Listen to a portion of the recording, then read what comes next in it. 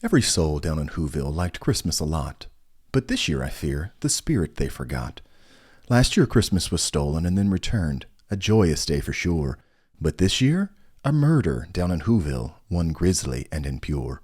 Detective Jolly pinched the bridge of his nose and then sighed. State your name for the record, please. The man sitting across from him was dressed lavishly. He wore a red overcoat with bright green stripes. A string of silver bells hung about his neck, which he was currently fidgeting with. He cleared his throat, leaning closer towards the tape recorder in the center of the table. Detective Jolly nearly gagged as he closed the distance between them.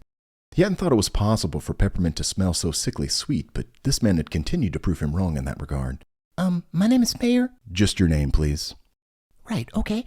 My name is Augustus Mayhew. And that's your God-given name, is it? Augustus Mayhew? Yes, I was named after my grandfather. He too was the mayor. We've a long history of politics within my family. Yes, Mr. Mayhew. We're aware that you're the mayor.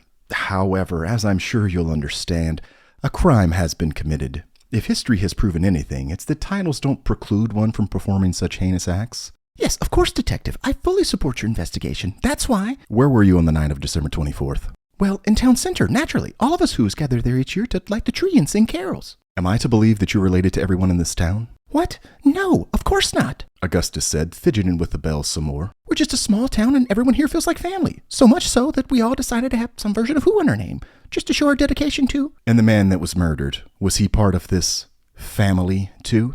Well, yes, of course. Everyone loved Larry Who. Uh-huh. Loved him to death, it would seem. No, I assure you, nobody here is capable of murder. I'm afraid Larry Who might disagree with you there. If he could, I mean. Well, yes, a tragedy, no doubt, but perhaps this was simply an accident. An accident, you say? How curious. Detective Jolly rifled through the folder before him. Let's see. It says here they found the body lying prone in front of the fireplace. Several defensive wounds were found on the victim's arms, along with a nasty bump on the head. Not to mention an astonishing amount of coal stuffed into the victim's nostrils and mouth. Now, Mr. Mayhew, tell me, in your experience, does that sound like an accident to you? Augustus opened his mouth to speak, closed it. He began shaking his head. Oh, my, he murmured. Poor Larry. Yes, poor Larry. Where did you go after the tree lighting ceremony? Am I a suspect? Just answer the question, Mr. Mayhew.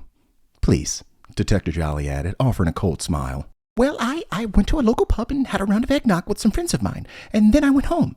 And you have witnesses who can corroborate this story? The pub was full of people that night. I'm sure lots of people saw us there. And then you could talk to my wife. She was waiting for me when I got home. What time would you say that was, Mr. Mayhew? Probably around 10 or so. I can't say for certain, I'm afraid. I see. Detective Jolly pulled a small notebook from his jacket pocket, flipped it open, and then scribbled a few lines down. I believe that's all for now. You may go. Augustus Mayhew rose slowly from his chair, the bells around his neck jingling softly. He turned, making his way towards the door. Oh, one last thing, Mr. Mayhew. Can you think of anybody who had a grudge against the victim? Against Larry? Augustus dropped his head, shaking it slowly. No, of course not. Everybody loved him. He passed out the presents every year prior to last year's incident.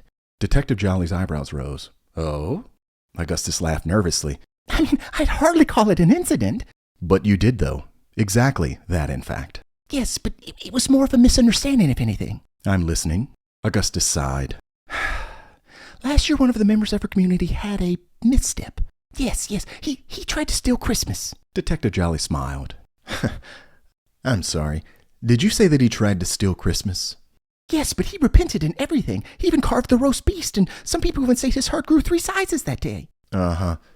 And all of that happened after he stole Christmas? Yes, but he gave it back. Right. So let me get this straight. He stole Christmas, gave it back, carved some sort of beast, and then developed cardiomegaly. Is that the gist of it then? It sounds bad when you say it that way. It was actually a very magical Christmas. We all agree. Yeah, it sounds like a hoot. What did you say his name was, Mr. Mayhew? The Grinch. The Grinch, huh? I think I'll have a chat with him next then. This is normally where I would close the video by saying something followed by, come on, would I lie to you? But how can I do that when the story is only just beginning?